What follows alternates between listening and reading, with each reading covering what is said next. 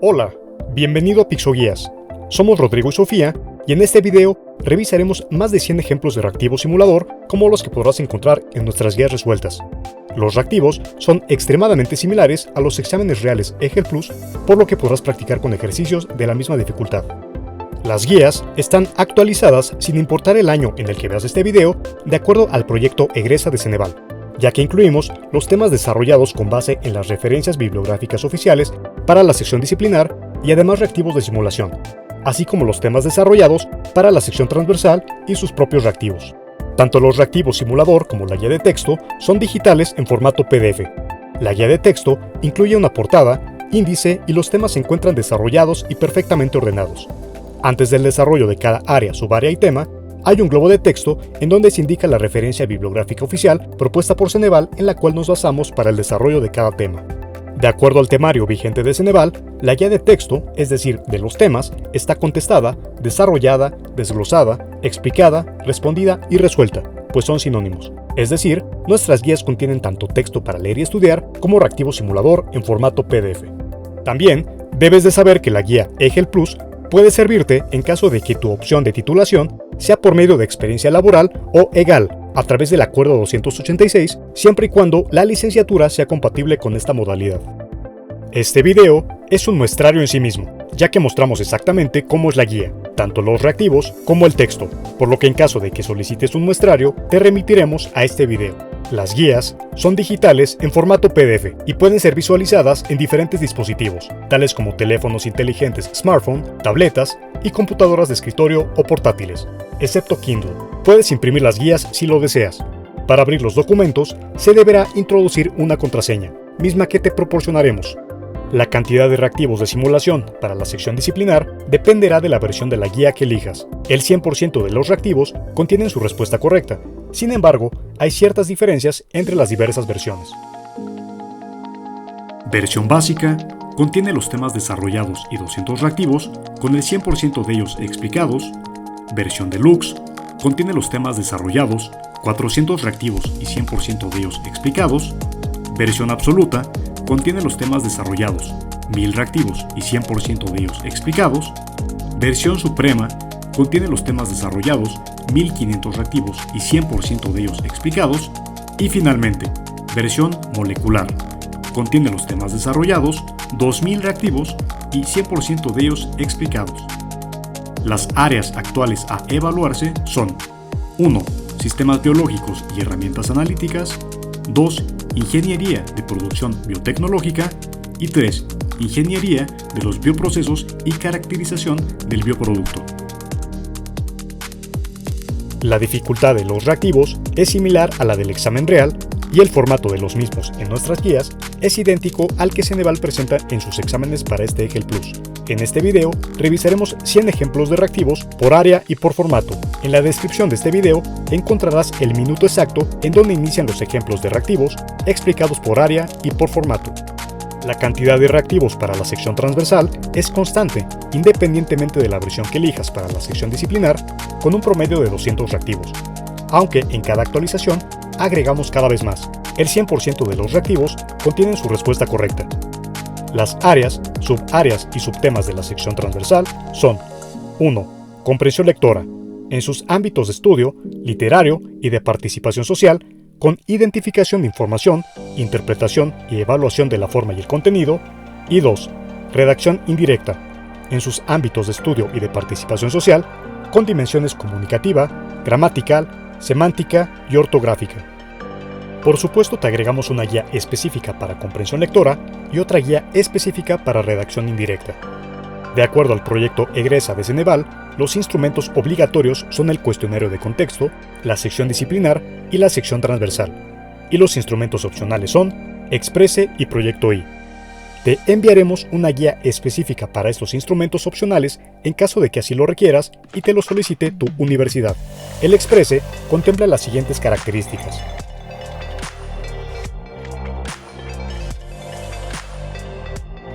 El Proyecto I, por su parte, contempla las siguientes características.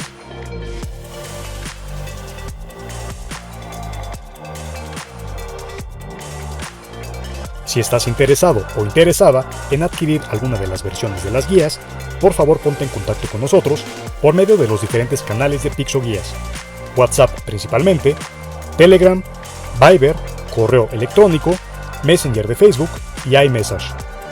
No olvides visitar nuestras redes sociales como Facebook, Instagram, TikTok y suscribirte a nuestro canal de YouTube. Recuerda que para tu tranquilidad y terminar con el miedo a estafas, puedes revisar más de 800 opiniones positivas en nuestra fanpage de Facebook, comentarios de usuarios en nuestro canal de YouTube y en caso de que nos contactes por WhatsApp y tengas dudas sobre la seguridad de este sitio respecto a otros, con gusto podremos enviarte ebooks como los que puedes ver en la pantalla en este momento, en donde mostramos al equipo de PixoGuías y almacenamos imágenes de más de 2000 opiniones desde hace más de 10 años.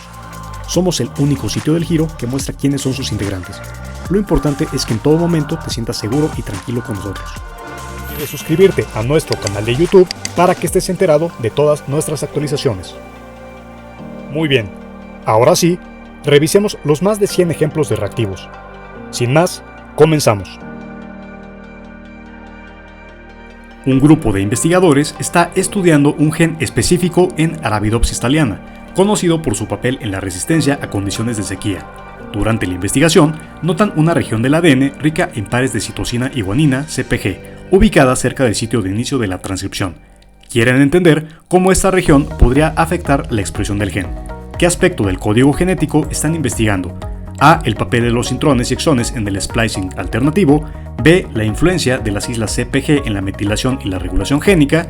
O C. La función de los codones de inicio y de parada en la determinación del marco de lectura abierto o RF. Respuesta B.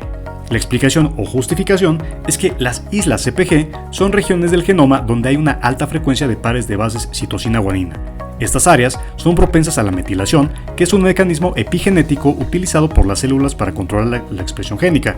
La metilación de las islas CpG generalmente silencia la expresión génica y es crucial para procesos como la inactivación del cromosoma X y la supresión de elementos genéticos móviles. En un experimento, los bioquímicos están evaluando la eficiencia de la enzima exocinasa en la glucólisis bajo diferentes condiciones. Se centran en medir la cantidad de ATP generada, sabiendo que la exocinasa cataliza el primer paso y consume una molécula de ATP. Para determinar la actividad óptima que conduce a la mayor producción neta de ATP, ¿qué variable deberían considerar ajustar primero?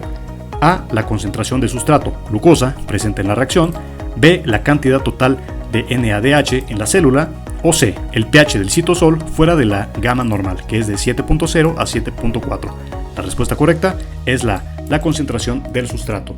La explicación es que la actividad enzimática es altamente dependiente de la concentración de sustrato, siguiendo la cinética de Michaelis-Menten. En el caso de la exocinasa y la glucólisis, asegurar una concentración óptima de glucosa es crucial, ya que es el sustrato inicial para la generación de ATP. Las otras variables, aunque son importantes, no son el primer factor que los científicos ajustarían para optimizar la producción de ATP en este contexto. Un equipo de microbiólogos está investigando una nueva cepa de Lactobacillus detectada en muestras de yogurt. Para garantizar la pureza de la cultura o del cultivo durante sus estudios y evitar la interferencia de microorganismos contaminantes, necesitan aplicar un método de esterilización efectivo antes de iniciar las pruebas de fermentación. Sin embargo, también deben asegurarse de preservar la viabilidad de las bacterias Lactobacillus. ¿Cuál sería el método más adecuado para este propósito? A. Autoclavado o autoclave a 121 grados centígrados durante 15 minutos para eliminar todos los microorganismos y endosporas. B. Filtración utilizando una membrana con porosidad adecuada para retener contaminantes, pero permitiendo el paso del lactobacillus. O C. Irradiación ultravioleta directa durante 30 segundos para desactivar el ADN de microorganismos potencialmente contaminantes. Respuesta B. La explicación es que la filtración es un método de esterilización que no implica calor ni radiación y ambos pueden ser dañinos para las células vivas.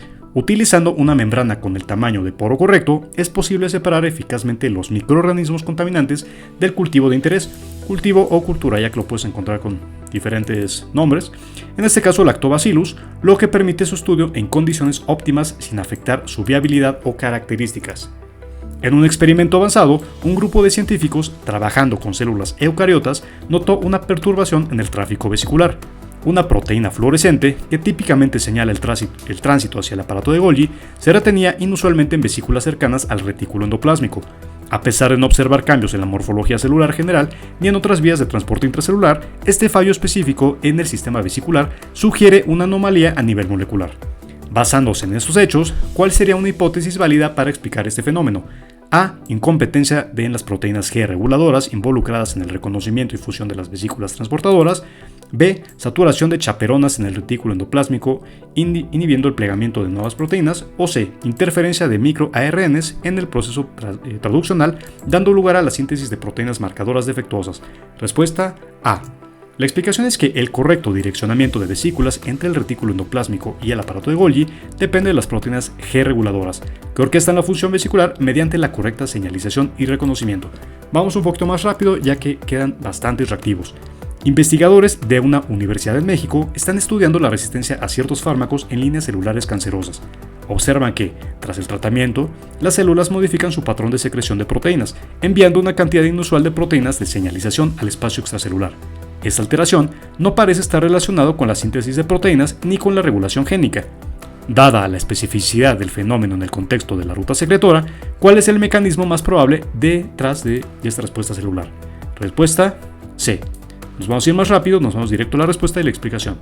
C es el aumento de la actividad de las proteínas SNARE, impulsando una mayor fusión de vesículas con la membrana plasmática. Las opciones B y C no son correctas, y la explicación es que las proteínas SNARE son cruciales en el último paso del proceso de secreción celular, facilitando la fusión de las vesículas secretoras con la membrana plasmática. Una actividad aumentada de estas proteínas podría explicar el incremento en la secreción de proteínas, ya que promueven la fusión vesicular y se permite hacer una exocitosis más frecuente o voluminosa sin alterar la síntesis de proteínas o la regulación génica.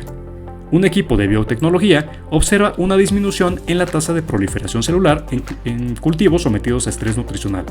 Las células parecen detenerse en una fase particular adaptándose para evitar la división en un entorno de recursos limitados. ¿Qué fase del ciclo celular es crítica para decidir si las condiciones son aptas para continuar con la división celular, especialmente cuando los nutrientes son escasos? A. Metafase, porque el estrés nutricional podría afectar la alineación de los cromosomas. B. G1S, debido al control del punto de restricción que previene la síntesis de ADN en condiciones desfavorables. O C. Anafase, ya que la falta de nutrientes puede interferir con la separación de cromosomas hermanos. Respuesta B. G1S. Y es que la fase G1S es esencial en la regulación del ciclo celular, ya que en este punto, conocido como punto de restricción, la célula evalúa las condiciones externas antes de comprometerse con la replicación del ADN. Bajo estrés nutricional, este punto es donde la célula decide no avanzar al ciclo de síntesis de ADN, conservando así sus recursos y manteniendo la integridad genómica. Biotecnólogos de un laboratorio en la Ciudad de México estudian plantas cuyo color de flor es controlado por un gen con alelos para rojo dominante y blanco recesivo. Al cruzar dos plantas de flores rojas, surge la incógnita sobre la homocigosidad o heterocigosidad de las plantas progenitoras. ¿Qué método permitiría discernir esta información genética crucial de manera más directa? Bien, nos vamos directamente a la respuesta, que es la A, y dice que es A. Realizar un retrocruzamiento de las plantas de flores rojas con plantas de flores blancas para observar el fenotipo de la descendencia. En este caso, la explicación es que el retrocruzamiento es una técnica que permite identificar si un individuo con un fenotipo dominante es homocigoto o heterocigoto para ese rasgo. Cruzar la planta de flores rojas con una de flores blancas o heterocigota revelará su constitución genética basándose en los fenotipos observados en la descendencia. En un laboratorio de biotecnología, los científicos buscan estudiar la reparación de dímeros de timina-timina, o TT, en una cepa bacteriana específica, esencial para entender mecanismos de resistencia a mutaciones. Para ello, necesitan primero inducir la formación de estos dímeros y luego analizar los procesos bioquímicos de reparación. ¿Cuál es la técnica adecuada para iniciar ese estudio? Bien, nos vamos directamente a la respuesta, que es la A, y dice que es A. Exponer las células bacterianas a luz UV o ultravioleta generando dímeros TT, seguido de un análisis mediante espectrometría de masas para estudiar las proteínas reparadoras involucradas. La explicación es que la luz ultravioleta es una herramienta eficaz para inducir dímeros de timina, una forma específica de daño en el ADN. La espectrometría de masas permite posteriormente identificar y analizar las proteínas involucradas en el complejo proceso de reparación del daño inducido. Durante un experimento de laboratorio, un estudiante de biotecnología está investigando los efectos de varios inhibidores en la fotosíntesis de las plantas de espinaca, Spinacia oleracea. decide utilizar un compuesto que se sabe que interrumpe específicamente el flujo de electrones en el fotosistema 2. La consecuencia más directa de aplicar este inhibidor en la fase luminosa de la fotosíntesis será A. Reducción en la producción de NADPH, B. Aumento en la producción de oxígeno, o C. Incremento directo en la síntesis de glucosa. Respuesta A. Reducción en la producción de NADPH. Y la explicación es que al interrumpir el flujo de electrones en el fotosistema 2, se obstaculiza la cadena de transporte de electrones esencial para la generación de ATP y la conversión de NADP más a NADPH. Esta interrupción conduce a una disminución en la disponibilidad de NADPH, una coenzima crucial para las reacciones de la fase oscura de la fotosíntesis o ciclo de Calvin. En un estudio sobre la fotosíntesis en plantas de maíz, SEA-Mais, los investigadores están utilizando un inhibidor químico conocido por bloquear la fotólisis del agua, un proceso que ocurre en el fotosistema 2. Al aplicar este inhibidor durante la fase luminosa de la fotosíntesis, el efecto es más probable que observen los científicos. El efecto que es más probable que los investigadores observen es A. Disminución en la liberación de oxígeno al ambiente, B. Aumento en la captación de dióxido de carbono, o C. Incremento en la producción de fructosa. Respuesta A. La explicación es que la fotólisis del agua es un componente crítico de la fase luminosa de la fotosíntesis, ocurriendo en el fotosistema 2, donde el agua se descompone para liberar electrones, protones y oxígeno. El oxígeno producido se libera al ambiente y es una señal indicadora del proceso fotosintético. Se inhibe la fotólisis, se espera una reducción, si se inhibe la fotólisis, se espera una reducción notable en la liberación de oxígeno. Un grupo de investigadores está estudiando los mecanismos de homeostasis en células animales, específicamente en lo que respecta al mantenimiento de las concentraciones de iones. Introducen un compuesto que inhibe selectivamente las bombas de sodio-potasio ATPasa en células de mamífero cultivadas in vitro. El siguiente efecto es más probable que ocurra en estas células debido a la inhibición de esta bomba iónica: A. Despolarización de la membrana celular, B. Incremento en la fosforilación oxidativa, o C. Aumento en la síntesis de proteínas intracelulares. La respuesta correcta es la A, que es la despolarización de la membrana, y es que la bomba de sodio potasio ATPasa es esencial para mantener el potencial de membrana y el equilibrio iónico celular, impulsando la salida de sodio e ingreso de potasio en contra de sus gradientes de concentración, lo cual es energéticamente costoso, ya que requiere ATP. Si se inhibe, se altera el balance iónico, lo que conduce a una despolarización de la membrana, afectando así a la homeostasis celular. Durante un seminario avanzado sobre metabolismo energético, se le pide a un grupo de estudiantes que analicen y ordenen ciertos pasos críticos involucrados en la glucólisis. Se les presenta un extracto de una mezcla de reacciones en desorden e incompletas que ocurren durante la fase de pago de energía de la glucólisis en una célula eucariota. Considerando las enzimas involucradas, la siguiente secuencia representa el orden correcto de estas reacciones. Bien, como son bastantes, nos vamos directo a la respuesta, que es la C. Veamos que es 1, 2, 3, justamente en este orden, que es producción de 1,3-bifosfoglicerato por acción de la enzima gliceraldehído 3-fosfato deshidrogenasa. Luego es 2, conversión de 1,3-bifosfoglicerato a 3-fosfoglicerato por la enzima fosfoglicerato quinasa o sinasa, PGK. Y finalmente 3, producción de piruvato mediante la enzima piruvato sinasa o quinasa. En este caso, respuesta correcta, C. Bien, puedes ponerle pausa al video para revisar la explicación. Durante una práctica de laboratorio de bioquímica, a los estudiantes se les asigna la tarea de reconstruir la secuencia de eventos en la fase preparatoria de la glucólisis. Se enfocan en la segmentación de la glucosa de 6 carbonos en 2 moléculas de 3 carbonos. Sin embargo, los pasos presentados en sus notas están desordenados. Dadas las siguientes reacciones enzimáticas, la secuencia correcta en la que ocurre durante la fase de la glucólisis es... Bien, tenemos aquí la respuesta correcta, que es la B, que nos dice que es 1, 2, 3. Entonces 1 es fosforilación de la glucosa por exocinasa o exoquinasa para formar glucosa 6-fosfato. Luego es 2, conversión de fructosa 6-fosfato en fructosa 1,6-bifosfato por la acción de la fosfofructoquinasa o fosfofructosinasa 1, PFK1. Y finalmente 3, segmentación de fructosa 1,6-bifosfato por la enzima aldolasa, resultando en 2 moléculas de 3 carbonos: dihidroxiacetona-fosfato y gliceraldehído 3-fosfato. Respuesta B. Puedes ponerle pausa al video para revisar la explicación. En una conferencia sobre biotecnología, el panel discute la importancia del ciclo de Krebs en la bioingeniería y su papel crucial en la modificación genética de organismos para la producción industrial. Uno de los panelistas pregunta cómo la manipulación del ciclo de Krebs puede resultar beneficiosa en contextos biotecnológicos específicos. Considerando las funciones centrales de este ciclo, ¿cuál de las siguientes aplicaciones podría ser la más directamente influenciada por modificaciones enzimáticas en el ciclo de Krebs? Bien, nos vamos directo a la respuesta, que es A, y es aumento de la producción de ácido cítrico en Aspergillus niger mediante la sobreexpresión de la enzima citrato sintasa. En este caso, la explicación es que el ciclo de Krebs es fundamental para la producción de metabolitos clave y energía, y su manipulación puede tener aplicaciones industriales. Puedes ponerle pausa al video para revisar el resto de la explicación.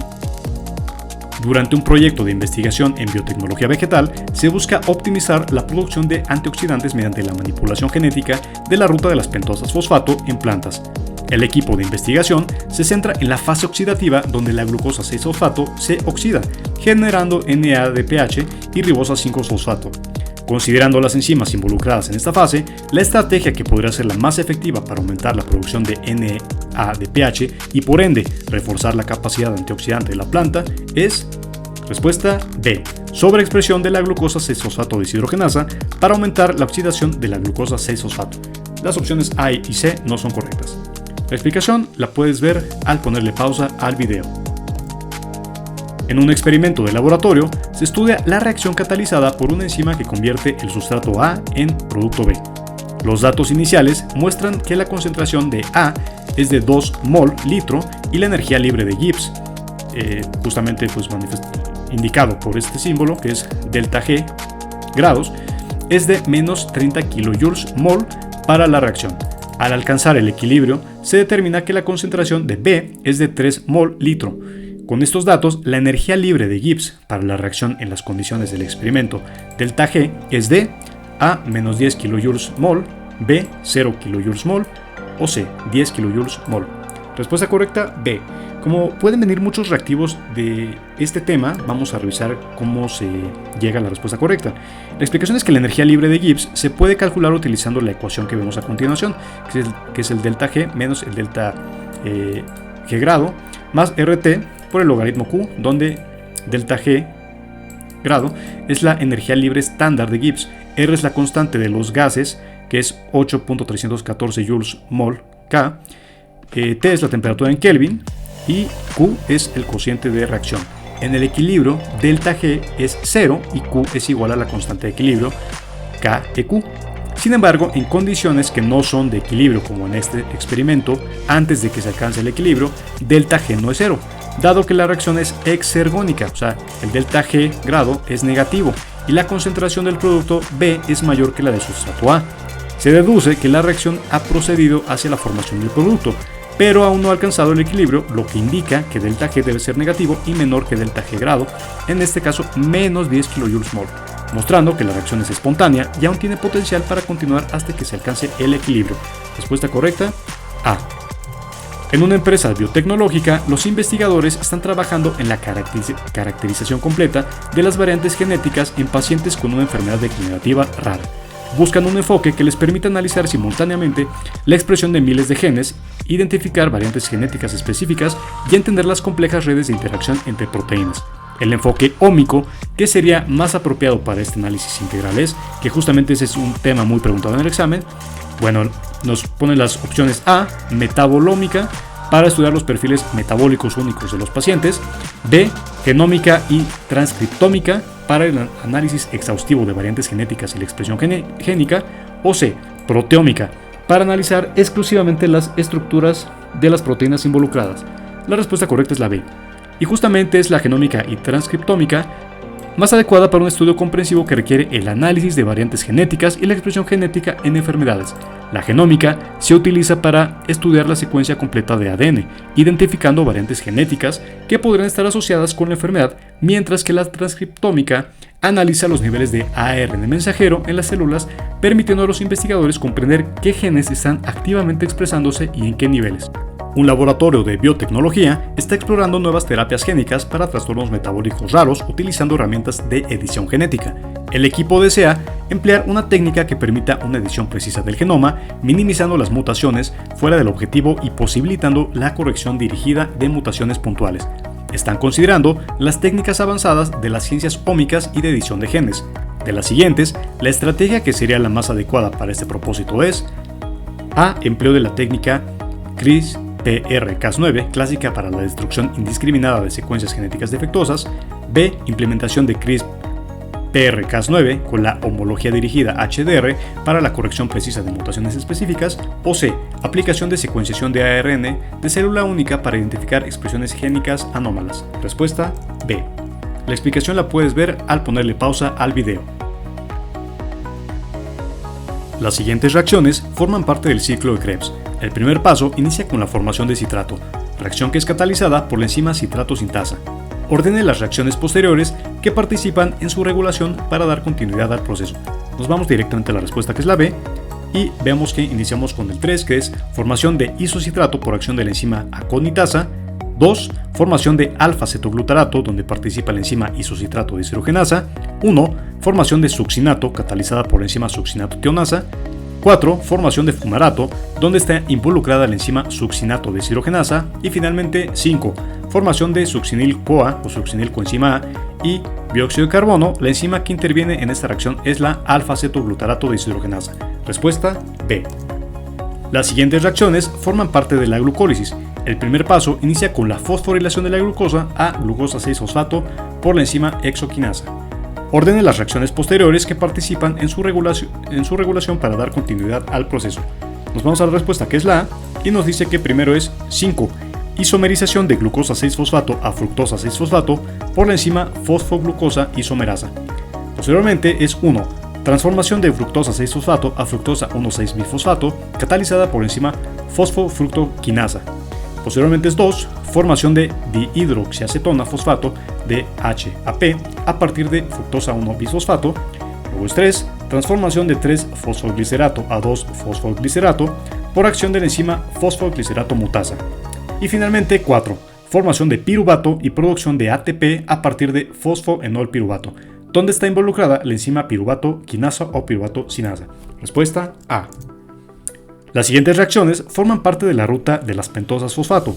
El primer paso inicia con la oxidación de la glucosa 6-fosfato a 6-fosfoglucono-delta-lactona por la enzima glucosa 6-fosfato deshidrogenasa. Orden de las reacciones posteriores que participan en esta ruta. Nos vamos a la respuesta, que es la A, y vemos que justamente va en orden: 1, 2, 3, 4, 5.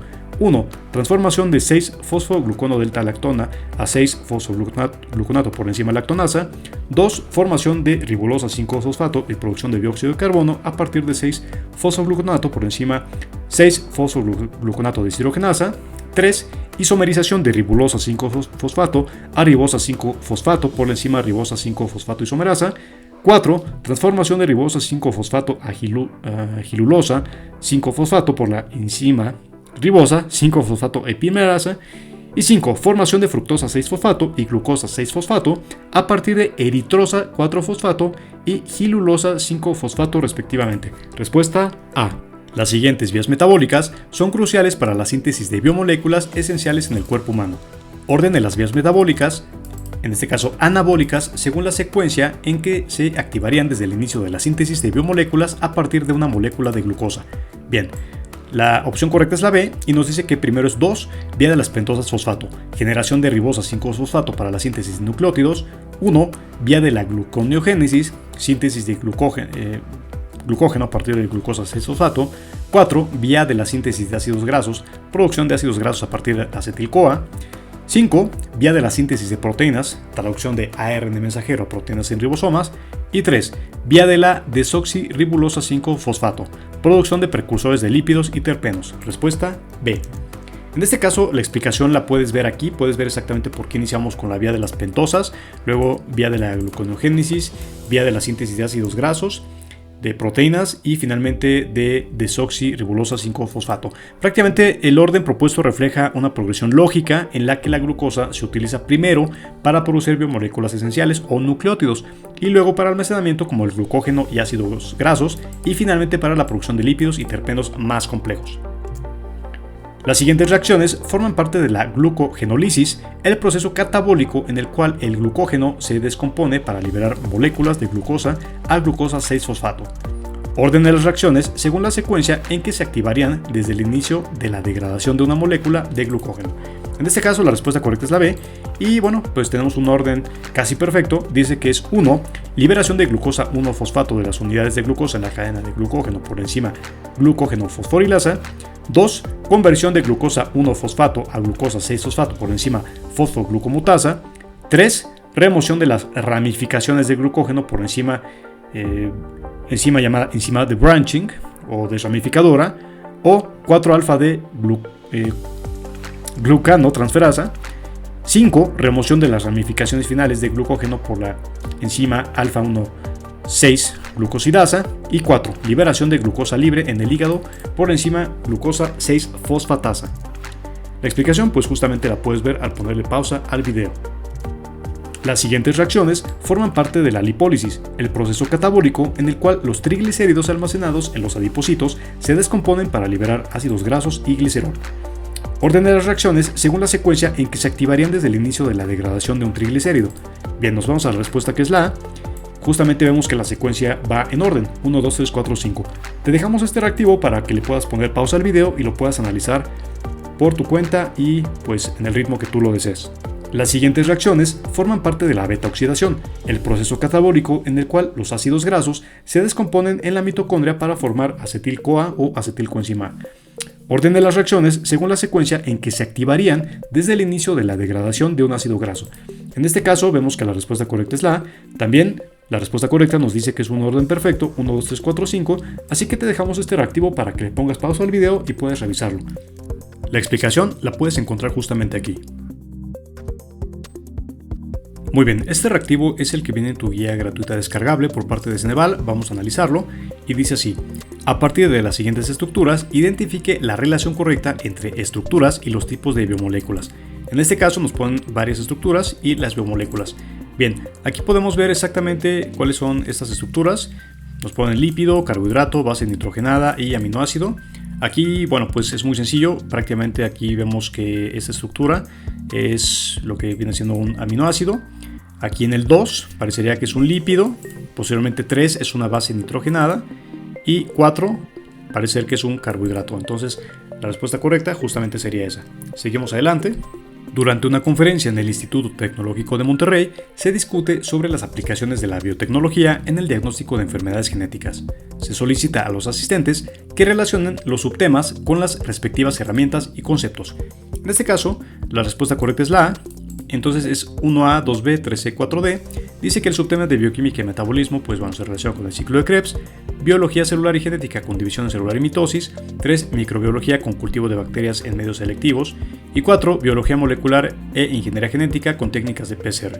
Este es un reactivo muy sencillo, es para que te des una idea de cómo puede venir, pero posteriormente pues aumenta la dificultad. Aquí tenemos este reactivo que dice que en un seminario sobre técnicas modernas de ingeniería genética en la UNAM se les muestra a los estudiantes diferentes técnicas y se les solicita que relacionen las técnicas. En este caso la respuesta también la vemos de este lado, que es la A. Entonces tenemos que la técnica de ingeniería genética conocida como CRISPR-Cas9 pues tiene una aplicación de corrección de mutaciones genéticas. La secuenciación de nueva generación NGS tiene aplicación en el estudio detallado del genoma humano. La técnica de PCR en tiempo real con la cuantificación de la expresión genética o génica y la electroporación con la introducción de ADN en células bacterianas. Justamente pues esa es la relación. Tenemos otro reactivo que dice que durante una clase de microbiología el profesor habla sobre diferentes tipos de bacterias y sus características. Se solicita a los estudiantes que relacionen las bacterias con sus características. Entonces aquí tenemos la respuesta que es la C. Vemos que por ejemplo Escherichia coli pues es una bacteria gram negativa encontrada en el intestino. Staphylococcus aureus es una bacteria gram positiva que puede causar infecciones cutáneas. Mycobacterium tuberculosis causa tuberculosis y tiene una pared celular compleja. Y 4. Helicobacter pylori es una bacteria que coloniza el estómago y puede causar úlceras. En una capacitación en bioquímica clínica, los profesionales de la salud analizan la relación entre distintas rutas metabólicas y sus intermediarios clave. Se pide relacionar las rutas con sus intermediarios representativos. Tenemos aquí la respuesta correcta, que es la B. Tenemos aquí que justamente el ciclo de Krebs se relaciona con su intermediario, que es acetil-CoA, 2 glucólisis con piruvato, 3 ciclo de la urea con arginina y la fosforilación oxidativa con el ATP. Durante un taller de biotecnología en la UNAM, el profesor presenta diferentes herramientas analíticas y sus aplicaciones. Relaciona adecuadamente cada herramienta con su correspondiente uso. Bien, pues tenemos aquí la respuesta, que es la A. tenemos que la espectrofotometría tiene un uso para cuantificación de proteínas, la electroforesis en gel para separación de fragmentos de ADN, PCR o reacción en cadena de la polimerasa con amplificación de secuencias específicas de ADN, y 4. Microscopía electrónica con observación detallada de estructuras celulares. Se nos pide relacionar cada bacteria con su respectivo mecanismo de resistencia. Tenemos aquí la respuesta, que es la A. Vemos que Staphylococcus aureus se relaciona con la producción de beta-lactamasas, que es su mecanismo de resistencia. Escherichia coli con eflujo, o en inglés le llaman efflux, activo de antibióticos. 3. Pseudomonas aeruginosa con la modificación de la diana antimicrobiana. Y 4. Mycobacterium tuberculosis con el decrecimiento en la permeabilidad de la membrana externa. Bien, nos piden relacionar cada factor de virulencia con su correspondiente mecanismo de acción. La respuesta correcta es la A. Vemos que tenemos toxinas exotoxinas. En este caso, pues su mecanismo es la interrupción de funciones celulares del huésped o del hospedero. 2. La cápsula es la protección contra la fagocitosis. 3. Flagelos es movilidad y adherencia a tejidos. Y 4. Sistemas de secreción tipo 3. Se relaciona con la inyección directa de proteínas efectoras en las células del huésped. Bien, relacione cada tipo de mutación con su respectiva descripción. Tenemos aquí la respuesta, que es la C. Entonces tenemos la mutación de punto, que es el cambio en un solo par de bases del ADN. 2. De lesión, que es la pérdida de una porción de material genético. 3. Duplicación, repetición de una secuencia de ADN.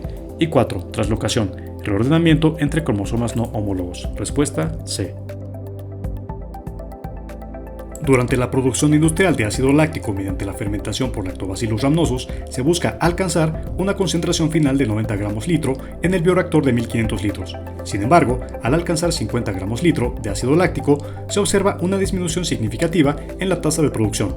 Los ingenieros sospechan que esto se debe a una inhibición por producto. ¿Qué ajuste podría mejorar la producción de ácido láctico sin comprometer la viabilidad celular? A. Adición de 30 gramos litro más de glucosa al medio de cultivo inicial de 150 gramos litro. B. Disminuir el pH de 6.5 a 5.5 en la fase estacionaria del cultivo. O C. Implementar un sistema de extracción in situ para remover el ácido láctico cuando este alcanza 40 gramos litro. Respuesta C, que justamente es esta, y la explicación es que la acumulación de ácido láctico puede ser tóxica para las células, inhibiendo su metabolismo y por tanto la producción. La opción C, la extracción in situ del producto, puede ayudar a evitar la inhibición del producto, manteniendo su concentración por debajo de niveles tóxicos, permitiendo que las células continúen produciendo ácido láctico. La opción A no resolvería el problema de la toxicidad del ácido láctico, y la opción B indica que disminuir el pH podría estresar innecesariamente a las células y no abordar la inhibición por producto. Determine los productos de la reacción de fermentación para la obtención aeróbica de ácido acético a partir de una fuente de carbono como la glucosa. Entonces es muy probable que nos pongan bastantes fórmulas, sobre todo de bioquímica. Entonces, bueno, justamente tenemos estas reacciones. Tenemos que este reactivo se refiere a la reacción de fermentación que tiene lugar para la producción de ácido acético en condiciones aeróbicas utilizando glucosa como fuente de carbono. La glucosa, que es C6H12O6, es metabolizada para producir ácido acético. Justamente tenemos aquí la fórmula junto con otros productos. Es importante notar que en condiciones aeróbicas la glucosa es completamente oxidada, por lo que deberíamos esperar la producción de dióxido de carbono, como vemos aquí, y agua como subproductos junto con el ácido acético. Entonces la respuesta correcta es la A. Vemos que aquí tenemos la glucosa, que tenemos 2 moléculas de dióxido de carbono, y bueno, pues justamente todo el proceso que sigue para la formación de las otras moléculas. Entonces esta ecuación indica que la glucosa en presencia de oxígeno es transformada en ácido acético, como podemos ver de este lado, dióxido de carbono y agua. Entonces respuesta correcta, C. Un equipo de bioingenieros ha optimizado un proceso en un bioreactor de laboratorio de 5 litros para la producción de penicilina, logrando una productividad de 250 miligramos litro hora. Para llevar este proceso a nivel industrial, planean usar un bioreactor de 500 litros. ¿Cuál de los siguientes aspectos es un criterio crítico a considerar durante el escalamiento? A. El coeficiente de transferencia de oxígeno, KLA, en ambos bioreactores. B. La similitud geométrica entre los bioreactores de 5 litros y 5 mililitros. C. La concentración de sustrato en el punto de inoculación. Respuesta A. La explicación es que el coeficiente de transferencia de oxígeno, KLA, es vital en el escalamiento de bioreactores, ya que un suministro adecuado de oxígeno es crucial para el metabolismo microbiano y, por ende, para la producción efectiva del producto, en este caso, la penicilina. La opción B es importante en el escalamiento, aunque no sus condiciones no son tan críticas como la transferencia de oxígeno. Por otro lado, la concentración de sustrato en el punto de inoculación u opción C puede ser ajustada y optimizada más libremente en el proceso, dependiendo de las condiciones específicas y las necesidades de los microorganismos. Durante el proceso de escalamiento para la producción de biomoléculas terapéuticas en un bioreactor que se expande de 10 litros a 300 litros, se requiere mantener la eficiencia en la producción y la viabilidad celular, cual parámetro es esencial ajustar adecuadamente durante este cambio de escala para asegurar condiciones óptimas de crecimiento celular y producción. A. La tasa de agitación en el bioreactor de 300 litros para mantener una adecuada transferencia de masa. B. La cantidad total de medio cultivo, asegurando que sea 30 veces la utilizada en el bioreactor de 30 litros. O C. La concentración de biomoléculas producidas para que coincida con las observadas en el sistema de 10 litros. La opción correcta es la A y nos indica la explicación que el ajuste correcto de la tasa de agitación es fundamental durante el escalamiento, ya que afecta la transferencia de masa, incluido el oxígeno, un factor crítico para el metabolismo celular y la producción eficiente de biomoléculas. Si la transferencia de masa es inadecuada debido a una agitación incorrecta, las células pueden sufrir estrés o muerte, afectando directamente la producción. Se está realizando la producción de un biosurfactante a través de un cultivo de Pseudomonas aeruginosa en un bioreactor de tanque agitado. Se observa que el crecimiento celular no es óptimo, sugiriendo limitaciones en la transferencia de oxígeno. Para optimizar este proceso, es crucial ajustar el coeficiente volumétrico de transferencia de oxígeno, KLA. ¿Cuál de las siguientes estrategias podría incrementar más efectivamente el KLA en este contexto? Bien, como todavía faltan muchos reactivos, nos vamos directo a la respuesta, que nos indica que es B, incrementar la velocidad de agitación y o la tasa de aireación del sistema. Y es que el coeficiente volumétrico de transferencia de oxígeno, KLA, es un indicador crítico de la eficiencia de transferencia de oxígeno en procesos del bioreactor. Entonces, incrementar la velocidad de agitación y o la tasa de aireación mejora la dispersión de las burbujas de aire y renueva la interfaz gas-líquido, optimizando la transferencia de oxígeno y por tanto aumentando el KLA. Las otras opciones no contribuyen efectivamente al incremento del KLA y pueden afectar negativamente otros aspectos del proceso de fermentación. Un equipo de investigadores está estudiando la cinética de crecimiento de Escherichia coli durante la producción de plásmidos para terapia génica.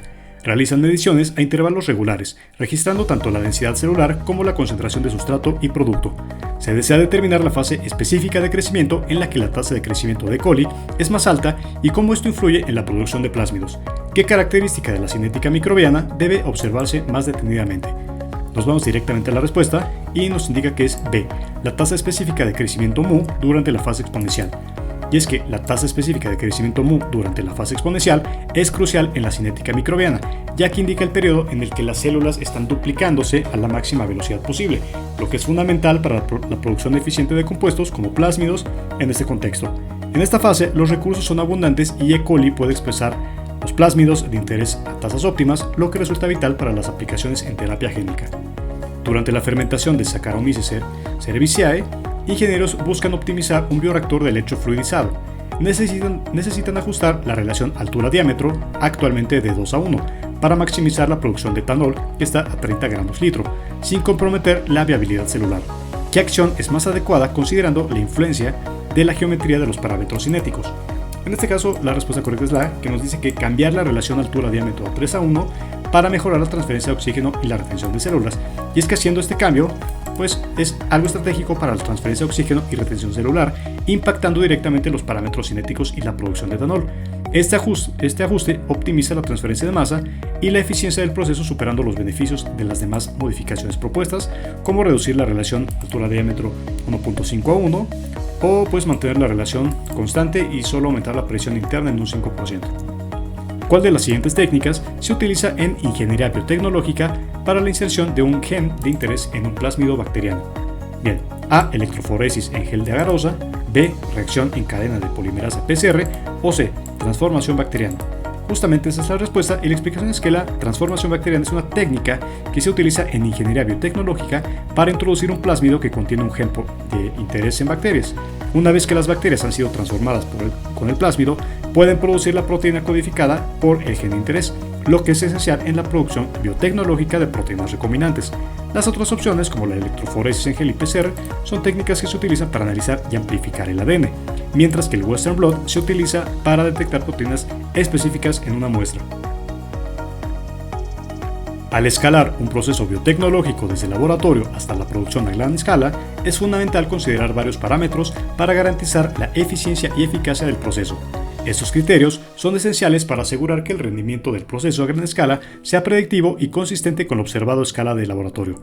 Uno de los principales criterios a considerar al escalar un bioproceso es A. Cambiar el microorganismo utilizado para la producción, B. Mantener la relación volumen-superficie para una transferencia óptima de oxígeno, o C. Reducir la concentración de sustrato para economizar los costes.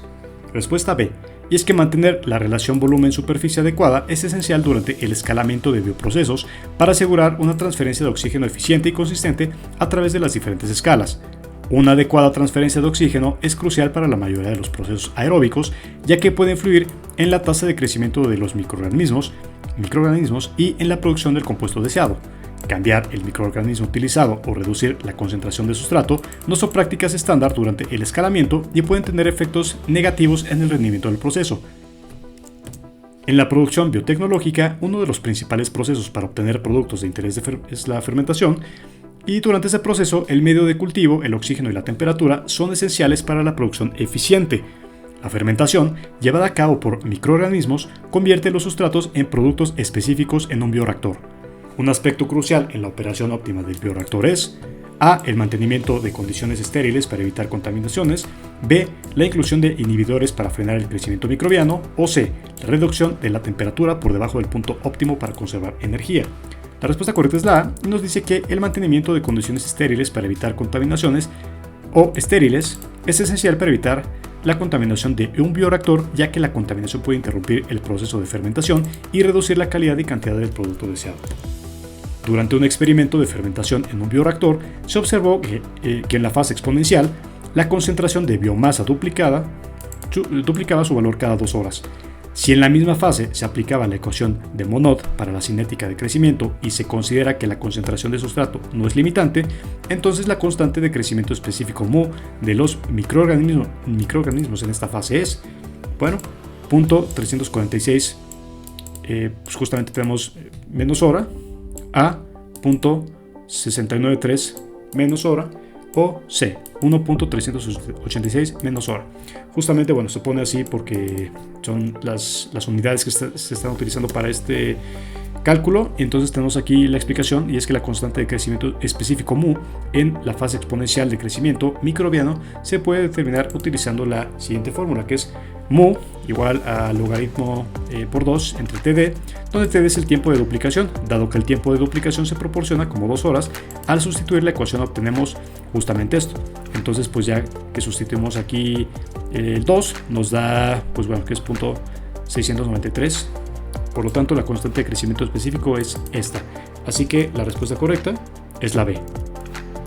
En un proceso de fermentación de cultivos mixtos, se utilizó un bioreactor con una geometría específica para maximizar la transferencia de oxígeno y el mezclado. Si se compara un bioreactor de tanque agitado BTA con un bioreactor de columna de burbujeo BCB en términos de parámetros cinéticos y considerando que en ambos se desea maximizar la transferencia de oxígeno y el mezclado, entonces el bioreactor más adecuado para este propósito es A. Bioreactor de tanque agitado BTA, B. Bioreactor de columna de burbujeo BCB, o C. Ambos bioreactores son igualmente eficientes. Respuesta A. Y es que el bioreactor de tanque agitado BTA generalmente tiene ventajas sobre otros diseños cuando se trata de mezclado y transferencia de oxígeno. Esto se debe a la presencia de un agitador mecánico que permite la distribución homogénea del oxígeno y otros nutrientes. El BCB depende de la difusión natural y de las corrientes convectivas generadas por las burbujas para la transferencia de oxígeno y el mezclado, lo que hace menos eficiente en términos de transferencia de oxígeno en cultivos mixtos densos. En un proceso biotecnológico, asegurar el control preciso de las condiciones dentro del bioreactor es fundamental para obtener resultados óptimos. Para monitorizar y controlar la concentración de oxígeno disuelto en el medio de cultivo, se utiliza un instrumento conocido como A. Termopar, B. pHímetro, o C. Electrodo de oxígeno disuelto, o D. Respuesta C. Y es que el electrodo de oxígeno disuelto D es específicamente diseñado para medir y monitorizar la concentración de oxígeno disuelto en el medio de cultivo dentro de un bioreactor. Esta concentración es vital para muchos microorganismos y células cultivados, y su control adecuado puede influir directamente en la productividad y calidad del producto. Durante la producción biotecnológica a escala industrial, el objetivo principal es mantener condiciones óptimas para la proliferación microbiana y la producción del metabolito o producto de interés. En este contexto, el uso de un método que permita la renovación continua del método nutriente y la remoción simultánea de la cultura o cultivo de células a una tasa constante es conocido como A. Cultivo por lote, B. Cultivo en continuo o quimiostato, o C. Cultivo en fed batch. Respuesta B. Es que el cultivo en continuo o quimiostato es un método de cultivo en el que se alimenta continuamente nuevo medio al bioreactor y se retira simultáneamente una cantidad equivalente de medio y células para mantener un volumen constante. Esto permite mantener condiciones estables en el bioreactor como la concentración de nutrientes y la densidad celular. Antes de la utilización de una materia prima en un proceso biotecnológico, es esencial someterla a una serie de procesos para asegurar que se encuentra en condiciones adecuadas para su uso. Estas operaciones permiten eliminar impurezas, ajustar el tamaño de partícula y preparar el sustrato para un uso más eficiente. Uno de estos procesos, que involucra la separación de partículas sólidas suspendidas en un líquido mediante la acción de la gravedad, se conoce como A. Filtración, B. Tamizado, C. Sedimentación. Durante un proceso fermentativo en un bioreactor, es crucial asegurar que las células tengan suficiente suministro de oxígeno para mantener su actividad metabólica. Este aspecto es cuantificado por un parámetro conocido como la velocidad de transferencia de oxígeno KLA. Un incremento excesivo en la concentración de oxígeno, sin embargo, puede causar A. Aumento en la eficiencia de producción, B. Inhibición del crecimiento microbiano, o C. Estabilidad del pH del medio. Respuesta B. Y es que una concentración elevada de oxígeno en el medio de cultivo puede generar especies reactivas de oxígeno o ROS, las cuales pueden causar daño celular y por lo tanto inhibir el crecimiento microbiano. Los siguientes elementos son fundamentales en la ingeniería de producción biotecnológica y son relevantes para controlar el rendimiento de un bioreactor. Es esencial ordenar estos elementos según su importancia en la determinación del sustrato limitante de crecimiento de sistemas productivos. Bien, ordena los elementos de acuerdo a su relevancia directa en la inferencia del sustrato limitante. La respuesta es la A y dice que primero es 3. Determinación de la concentración de sustrato, 4. Medición de la velocidad de transferencia de oxígeno KLA, 5. Establecimiento de la velocidad de agitación, 1. Monitorización del pH y finalmente 2. Control de la temperatura. Dentro de un proceso biotecnológico es esencial evaluar y ajustar la producción de compuestos específicos y pues hay que considerar los siguientes parámetros relacionados con la estimación de la productividad o rendimiento, los que podemos ver acá. Para calcular la productividad PT en la producción de un compuesto de interés, ¿cuál sería el orden correcto de consideración de los parámetros anteriores? Nos vamos a la respuesta, que es la B, y dice que primero es 4, en este caso la concentración final del producto P, 5, tiempo total de fermentación, posteriormente 3, concentración inicial de sustrato de CO, 1, velocidad de crecimiento específica mu, y finalmente 2, velocidad de producción específica QP. La explicación es que la productividad se calcula como el cociente entre la concentración final del producto P y el tiempo total de fermentación. La concentración inicial del sustrato S0 influye en cuánto producto se puede formar. La velocidad de crecimiento específica mu y la velocidad de producción específica QP son relevantes para entender cómo forma el producto a lo largo del tiempo, pero para el cálculo directo de la productividad, las consideraciones primarias son la concentración del producto y el tiempo total.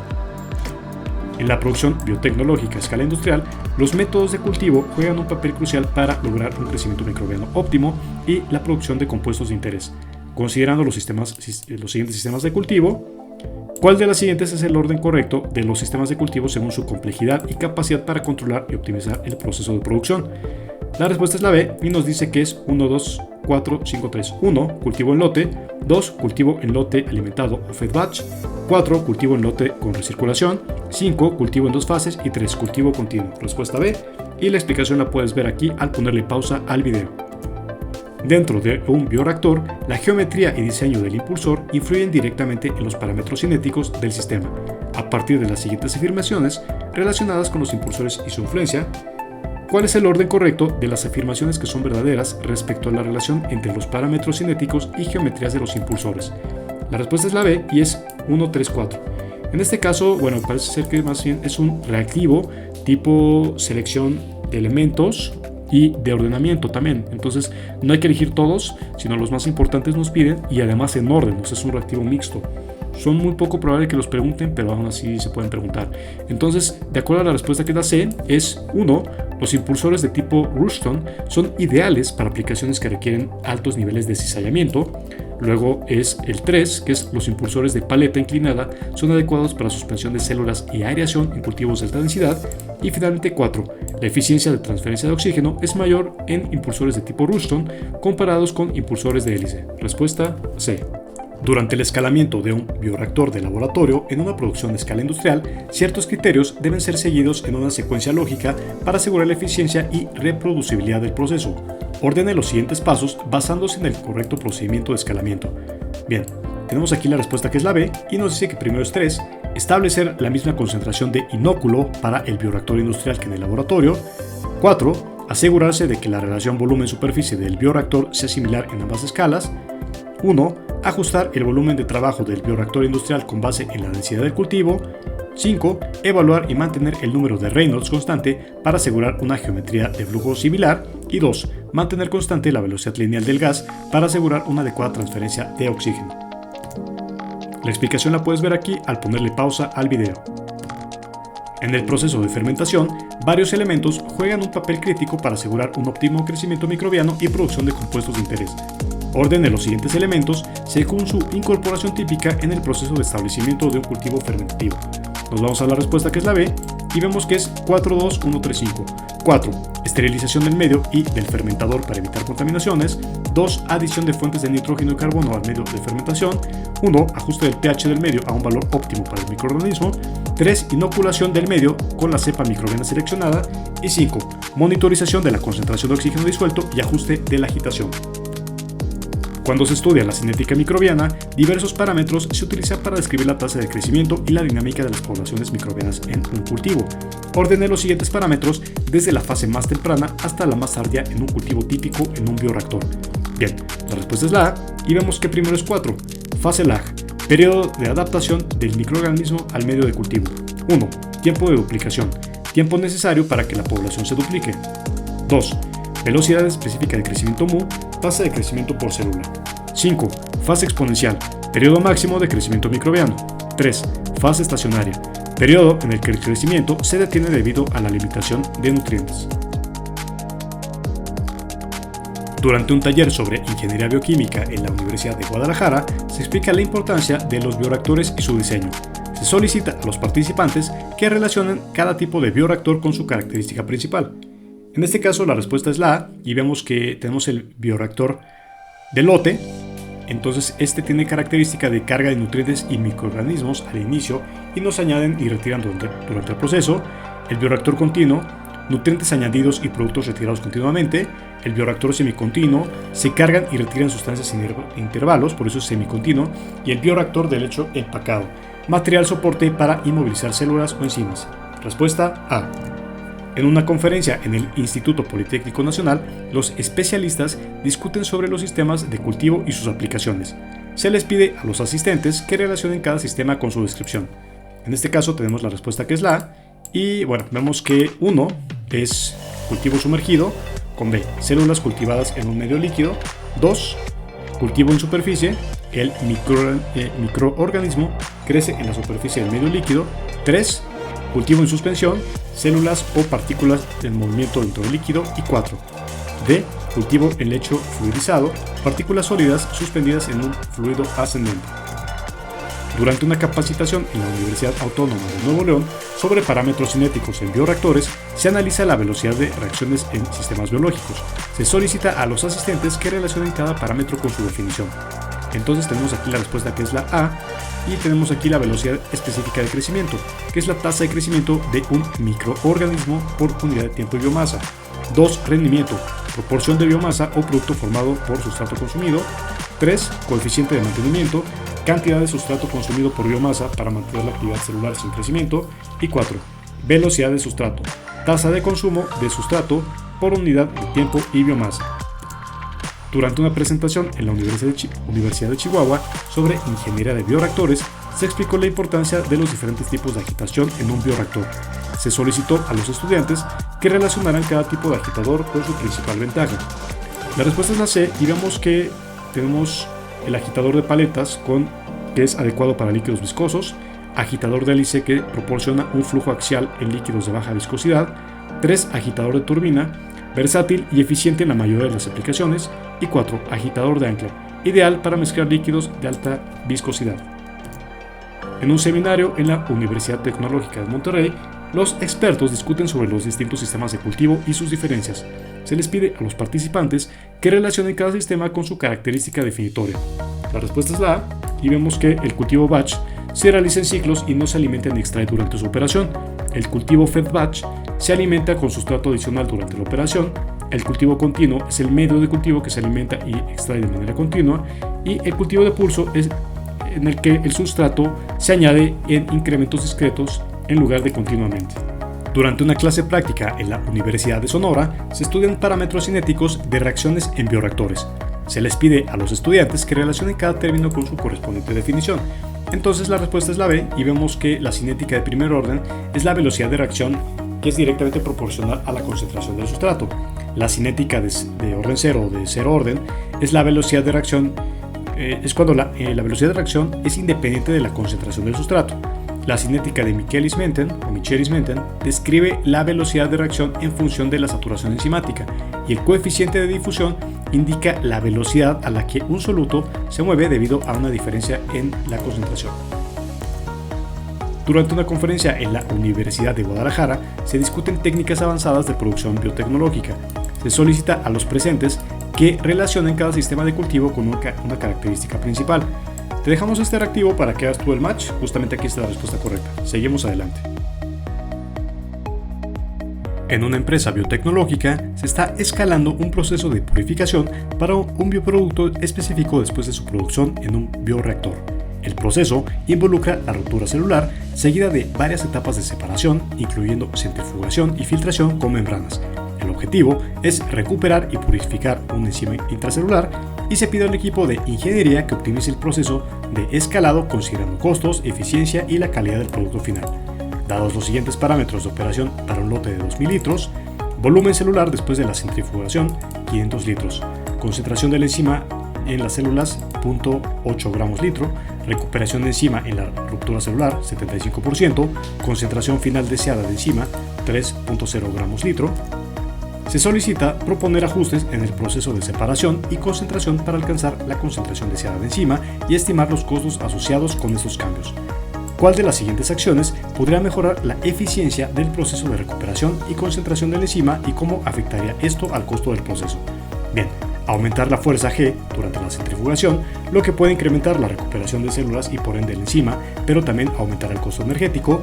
B. Implementar una etapa de ultrafiltración después de la centrifugación para concentrar la enzima, lo que requeriría una inversión inicial para equipos, pero podría ser costo efectivo a largo plazo debido a la reutilización de las membranas. O C. Ajustar los parámetros de la ruptura celular, como la presión y la temperatura, para maximizar la liberación de la enzima, lo que podría requerir un análisis de costos dependiendo de las necesidades energéticas y de equipo. Respuesta B. La explicación la puedes ver al ponerle pausa al video. Una empresa biotecnológica produce un antibiótico a través de un proceso de fermentación. Tras la fermentación, el caldo de cultivo contiene 20 gramos litro de antibiótico. Se planea utilizar una combinación de filtración con membranas y cristalización para purificar y concentrar el producto final. Se espera que la cristalización proporcione un rendimiento del 90%. ¿Qué concentración de antibiótico se puede esperar después de la cristalización y cuál sería una estrategia rentable para mejorar la pureza y concentración del producto? A. 18 gramos litro, introducir una etapa adicional de cromatografía antes de la cristalización. B. 22 gramos litro, aumentar la temperatura de cristalización para mejorar la solubilidad. O C. 18 gramos litro, aplicar una etapa previa de ultrafiltración para reducir el volumen y concentrar el antibiótico. Respuesta A. La explicación es que la cristalización desde una solución de 20 gramos litro con un rendimiento de 90% resultará en una concentración de producto de 18 gramos litro, 90% de 20. Introducir una etapa adicional de cromatografía antes de la cristalización puede mejorar significativamente la pureza del producto, facilitando la cristalización y potencialmente mejorando el rendimiento. Aunque la cromatografía puede ser costosa, maximiza la recuperación de productos de alta pureza, lo que puede justificar el costo adicional en productos de valor elevado como los antibióticos. Durante la producción de una enzima industrial, después de la fermentación, se necesita recuperar el producto del caldo de cultivo que contiene numerosos contaminantes. El proceso inicial de separación utiliza sedimentación y centrifugación, seguidos de una filtración con membranas. Sin embargo, los análisis muestran que la pureza del producto aún no alcanza los estándares deseados, siendo necesario un 95% de pureza, y actualmente se encuentra en un 85%. ¿Qué método podría incorporarse para aumentar la pureza de la enzima teniendo en cuenta la eficiencia y el costo, y cuál sería la justificación técnica para esta elección? A. Cristalización debido a su alta selectividad en la formación de fases sólidas puras. B. Extracción líquido-líquido, ya que permite una mayor selectividad basada en la solubilidad diferencial. O C. Cromatografía, por su capacidad para separar sustancias basadas en diferencias en las fases estacionarias y móviles. Justamente esa es la respuesta correcta. Como aún nos faltan bastantes reactivos, únicamente nos vamos a enfocar en la respuesta correcta a partir de este reactivo. Una empresa biotecnológica está escalando su proceso de liofilización para un producto farmacéutico sensible.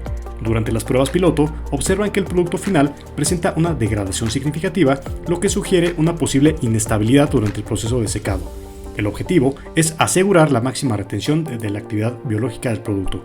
Para optimizar este proceso y preservar la integridad del producto, ¿qué estrategia debería considerarse y qué parámetro crítico necesita ser rigurosamente controlado? Respuesta C, y es implementar un agente protectante como la trealosa, asegurando su correcta concentración en la formulación. La explicación justamente de este lado. Durante el proceso de escalado de la producción de un anticuerpo monoclonal, se requiere una purificación eficiente para cumplir con los estándares regulatorios. Se ha propuesto el uso de cromatografía de afinidad como parte del tren de purificación. Sin embargo, se observa que la recuperación del anticuerpo es menor de lo esperado en la fase de elución. ¿Cuál podría ser una razón subyacente para esta baja recuperación y qué acción podría implementarse para mejorar la eficiencia de la purificación?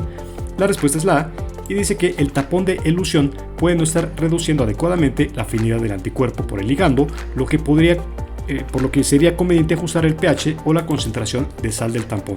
Respuesta A. La explicación de este lado. En un proceso de liofilización para la conservación de un bioproducto enzimático, se identificó que pese a mantenerse la actividad enzimática, ocurre una aglomeración indeseable del producto.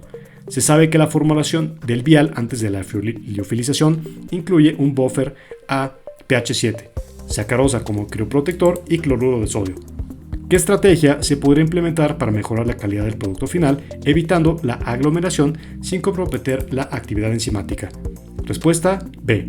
Introducir un agente tensioactivo en baja concentración a la formulación pre-liofilización, como el polisorbato 80, para evitar la aglomeración de proteínas al mejorar la humectabilidad del producto. Respuesta B. La explicación de este lado. En el proceso de ampliación de la producción de un biopolímero utilizando Bacillus subtilis, se observa que la recuperación del producto de los bioreactores de 10.000 litros es un 25% menor que en los bioreactores de 1.000 litros. Las condiciones operativas como la temperatura, el pH y la concentración de nutrientes son idénticas en ambos casos. Sin embargo, la transferencia de masa y la homogeneización no son óptimas en el sistema a gran escala. ¿Cuál sería una estrategia efectiva para mejorar la recuperación del biopolímero? Respuesta B. Ajustar los impulsores y baffles para optimizar la mezcla manteniendo el mismo volumen de operación. La explicación de este lado. Se tiene la siguiente tabla de purificación enzimática de la lipasa de Candida rugosa. Complete los datos faltantes y determine cuánto es el factor de purificación en la etapa de ultrafiltración y la pérdida total de proteína hasta dicha etapa. Entonces es muy probable que en este examen te pongan bastantes tablas y sobre todo con muchas unidades. Entonces aquí tenemos la tabla de estos datos. Vemos aquí la columna de etapa de purificación, volumen de la fracción, concentración de proteína, total de proteína, actividad específica, total de enzima, rendimiento y factor de purificación, y justamente pues cuáles son las unidades de acuerdo a cada celda. Entonces nos están poniendo tres opciones. ¿Cómo se resuelve este reactivo que parece que es complicado? Bien, la explicación va de esta forma. La actividad enzimática total se calcula de esta forma. El extracto crudo, que son 4.000 miligramos, justamente toda esta información la podemos ver en esta tablita, por 5 unidades entre miligramo nos da 20.000 unidades. Luego la precipitación con etanol es 1.200 miligramos por 7 unidades en miligramo, que nos da 8.400 unidades. Nuevamente, todos estos datos ya vienen aquí. El rendimiento se obtiene de la siguiente forma. La precipitación con etanol, que son 8.400 unidades entre 20.000 unidades por 100, nos da un 42%. El factor de purificación se obtiene con la precipitación con etanol 7 entre 5 unidades, que son datos que ya tenemos aquí arriba, y nos da 1.4. Y finalmente el total de proteína en ultrafiltración.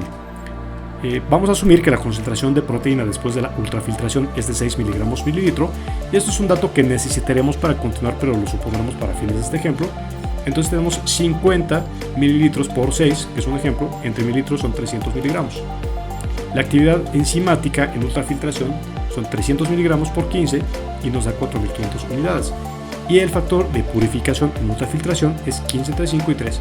La pérdida total de proteína hasta ultrafiltración son los 4.000 iniciales menos 1.200 de etanol, luego 300 miligramos de la ultrafiltración, o sea, esto va en resta y nos da 2.500.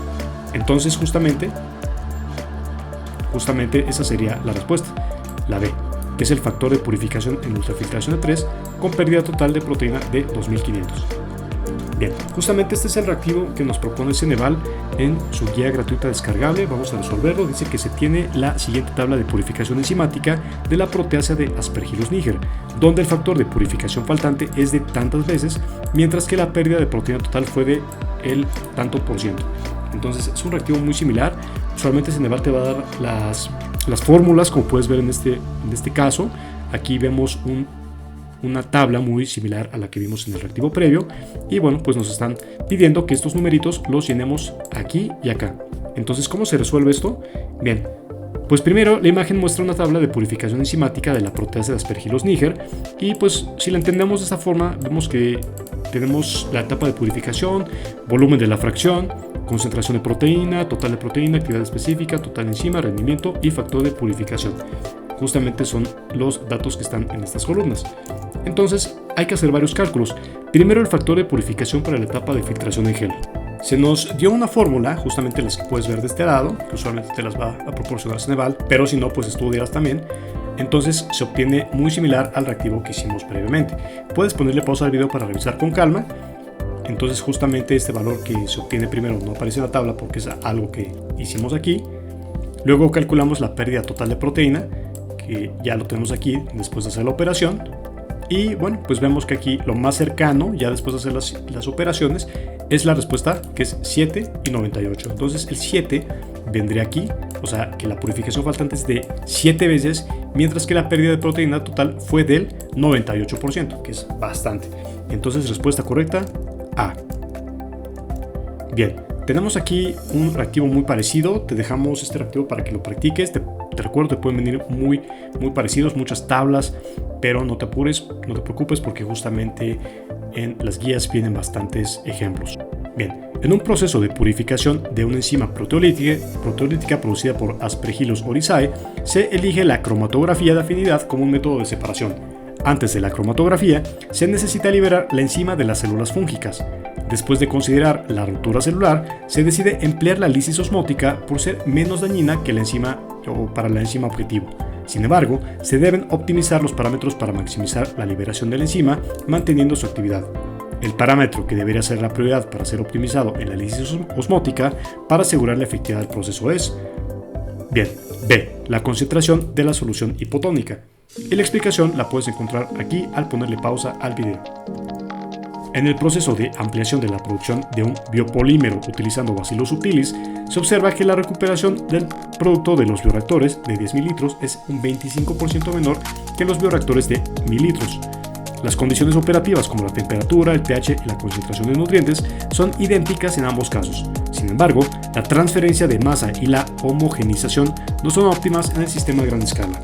¿Cuál sería una estrategia efectiva para mejorar la recuperación del biopolímero? Respuesta B, y que es ajustar los impulsores y baffles para optimizar la mezcla, manteniendo el mismo volumen de operación.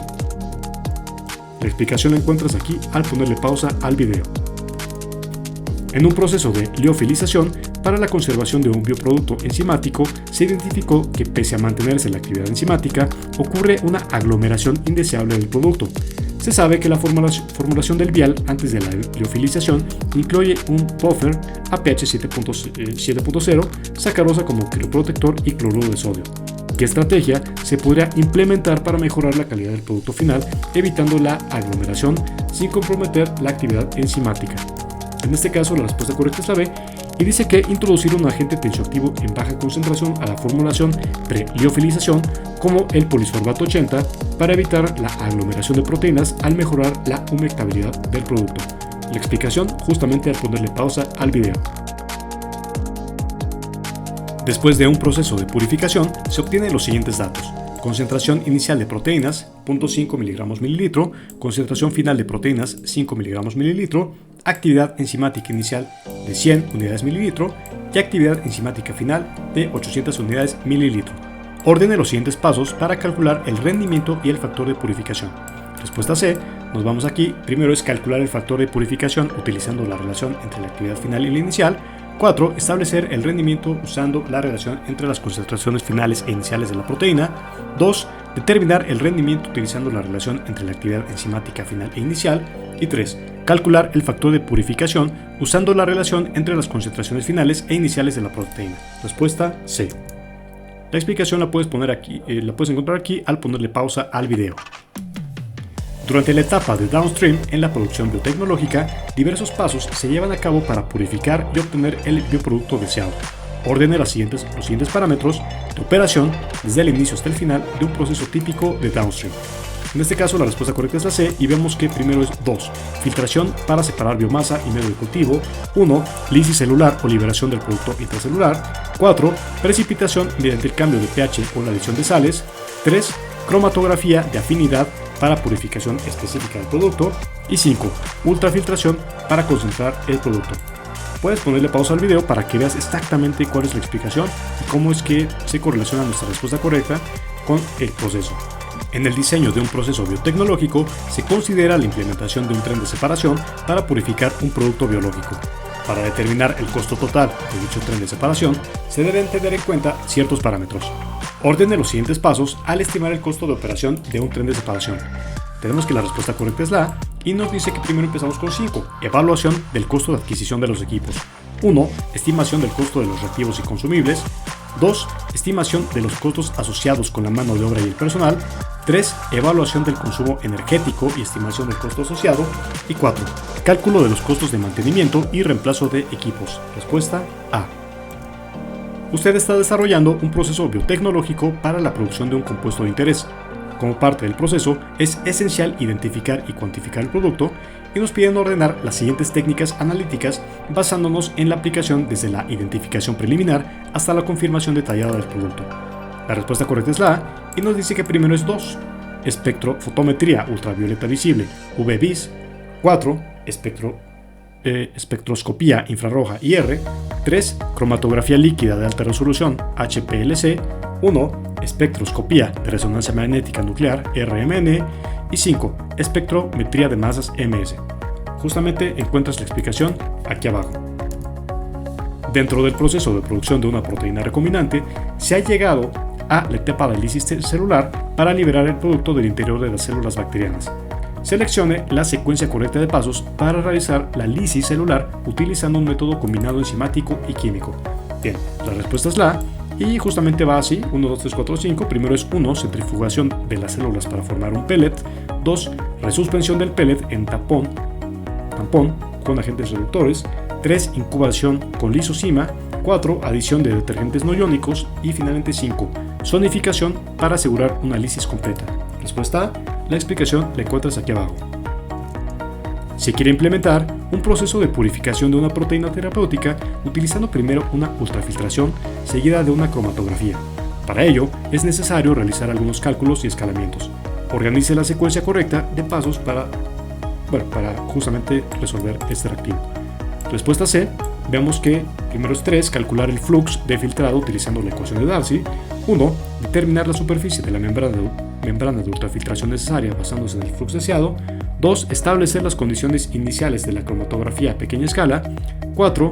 Estimar la cantidad de resina cromatográfica requerida para la escala industrial. Y 5. Evaluar la calidad del producto después de la cromatografía a pequeña escala. Respuesta C. Estás diseñando un proceso de extracción líquido-líquido para recuperar un producto biotecnológico. Organiza la secuencia correcta de pasos que deben seguirse para establecer las condiciones óptimas de operación. Te dejamos este reactivo, puedes ponerle pausa al video para que veas exactamente cómo se resuelve. Tenemos aquí la respuesta es la A y la explicación aquí. Seguimos adelante. Durante un congreso en la Universidad Autónoma de Nuevo León, expertos en bioprocesos discutieron sobre técnicas para obtener bioproductos a partir de cultivos celulares. Se les pidió a los asistentes que relacionaran cada técnica con su principal función. Entonces la respuesta aquí es la A. Tenemos aquí que 1, que es la ruptura celular, libera el contenido intracelular de la célula. 2, concentración de bioactivos, incrementar la proporción de compuestos deseados en una muestra. 3, purificación de bioactivos, con separar el producto de los demás componentes en solución. Y 4, acabado del producto, con producir un bioproducto con características finales específicas. En el Instituto de Ingeniería Química se realizó un taller sobre el diseño del bioproceso de separaciones. Se pidió a los estudiantes relacionar cada tipo de proceso con su descripción correspondiente. Tenemos aquí la respuesta que es la A. Nos dice que la centrifugación se relaciona con la C, que usa fuerza centrífuga para separar partículas de diferentes densidades. 2, filtración, separar partículas sólidas de un líquido mediante una barrera. 3, cromatografía, A, utiliza diferencias en solubilidad o afinidad específica.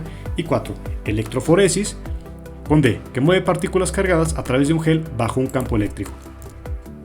En una conferencia en el Tecnológico de Monterrey, especialistas en ingeniería de bioprocesos discutieron sobre las operaciones unitarias involucradas en la caracterización del bioproducto. Se solicitó a los participantes que relacionaran cada operación con su descripción adecuada. La respuesta es la A. Vemos que es 1B, 2C, 3D, 4A. 1. Destilación, separación aprovechando diferencias en el punto de ebullición. 2. Cristalización, formación de sólidos a partir de una solución saturada. 3. Sedimentación. D. Separación de partículas por gravedad en un fluido estacionario. Y 4. Tamizado, separación basada en diferencias de tamaño de la partícula. Bien, en el Congreso Nacional de Biotecnología en Puebla, científicos de renombre discutieron sobre el papel de la adsorción y el uso de lechos empacados en la purificación de bioactivos. Se pidió a los asistentes que relacionaran cada concepto con su definición adecuada. Bien, te dejamos este reactivo, la respuesta correcta es la A, puedes hacer el match tú mismo. Bien, durante un seminario sobre ingeniería de bioprocesos en la Universidad de Guadalajara, se presentaron diferentes técnicas avanzadas de purificación y concentración de proteínas. Se solicitó a los estudiantes que relacionaran cada técnica con la descripción correspondiente. Pues tenemos aquí las técnicas ultracentrifugación diferencial, electroelusión, filtración tangencial y electroforesis en gel de agarosa. Te dejamos también este reactivo para que lo resuelvas tú mismo. Obviamente la respuesta correcta pues está proporcionada. Aquí tenemos un reactivo similar donde hablamos de métodos y funciones principales, métodos de separación de macromoléculas como la cromatografía de afinidad, cromatografía de exclusión de tamaño, diálisis y precipitación por sales. Puedes ponerle pausa al video también. En este caso te pueden preguntar que relaciones absolutamente todo. Justamente estos reactivos son reactivos simulador, son extremadamente similares a los que te pueden venir, pero bueno, obviamente te pueden venir nombres de moléculas, nombres de bacterias, nombres de términos, algún ejemplo práctico. Entonces no te quedes solamente con esa idea. Obviamente estos reactivos, aunque son muy parecidos, como el que te dejamos aquí también, pues no quiere decir que solamente te van a preguntar. Es para que tengas una idea de que así puede venir, porque así es como han venido. Justamente nosotros hacemos la reconstrucción de los reactivos. Muy bien, pues hemos terminado nuestro video. Te saluda Rodrigo de PixoGuías. Para mí ha sido un placer mostrarte cómo son los reactivos de nuestras guías. Recuerda, son reactivos simulador o de simulación muy parecidos a los que vas a encontrar en tu examen. Son reconstrucciones de exámenes reales, entonces pues puedes tener la seguridad de que vas a encontrarte una dificultad muy parecida en tu examen. La guía ya está resuelta, contestada, respondida, están los temas desarrollados, no hay problema. Es una guía que te puede funcionar mucho para que pues tienes muy poco tiempo, te puedas organizar, puedas practicar y obviamente te organices de acuerdo a la cantidad de ejercicios que tengas. Una ventaja es que para el Eje Plus de biotecnología o ingeniería en biotecnología, nuestras guías ya tienen la explicación de la respuesta tal como puedes ver en este momento. Entonces, si te gustó este video, por favor regálanos un me gusta, suscríbete y bueno, te dejamos en la descripción del video los enlaces a las diferentes versiones de esta guía, así como de pues otras guías asociadas, para que pues ingreses a la tienda en línea. Si te gustó alguna, quieres adquirirla, da clic en añadir al carrito, sigue todos los pasos o contáctanos directamente vía WhatsApp para que te proporcionemos los pasos para adquirir la guía, ya sea por medio de PayPal, ya sea por pago directo, depósito, transferencia, lo que tú quieras, pero para que tengas tu guía. Entonces, cuídate mucho, te deseo un excelente examen. Hasta pronto. ¿Cuáles son los precios y cómo recibir una guía? Los precios de las diferentes guías podrás visualizarlos en la descripción de este video. Allí podrás encontrar el enlace a la tienda en línea de la guía de tu interés.